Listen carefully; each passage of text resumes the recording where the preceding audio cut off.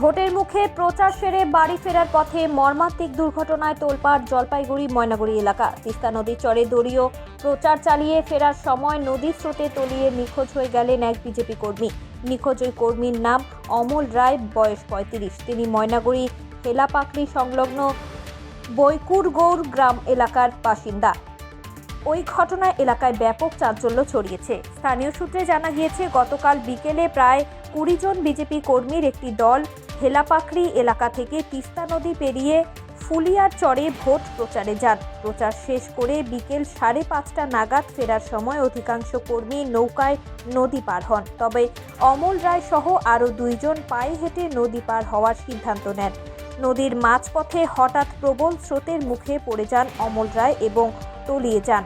তার সঙ্গে থাকা বাকি 2 জন কোনো রকমে তীরে ফিরতে সক্ষম হলেও অমলের আর খোঁজ মেলেনি। ঘটনার খবর পেয়ে দ্রুত ঘটনাস্থলে পৌঁছায় ময়নাগুড়ি থানার পুলিশ এবং সিভিল ডিফেন্সের উদ্ধারকারীর দল।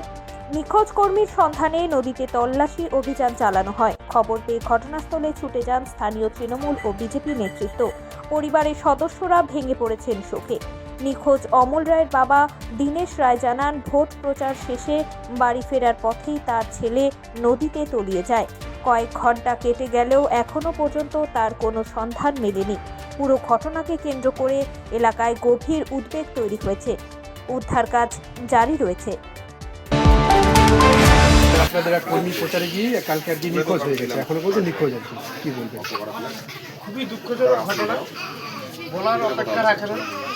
আমাদের পার্টির কর্মী, সে যেই হোক না কেন, আমাদের পার্টির কর্মী প্রচারে গিয়ে তার এত বড় একটা দুর্ঘটনা। তার পরিবারের সাথে আমরা দেখা করতে আসছি, সান্ত্বনা দেওয়ার ভাষা নাই। ভদ্রলোকের এক ছেলে, এক মেয়ে। আমরা পরিবারের পাশে সবসময় আসি, ছুটে দিকে সবসময় থাকবো। আমাদের ভারতীয় জনতা পার্টির প্রার্থী সম্মানীয় ডালিমচন্দ্র রায়, তিনিও আসছে আমাদের সাথে। আর কিছুক্ষণ পরে আমাদের এমপি সাহেবও আসবে।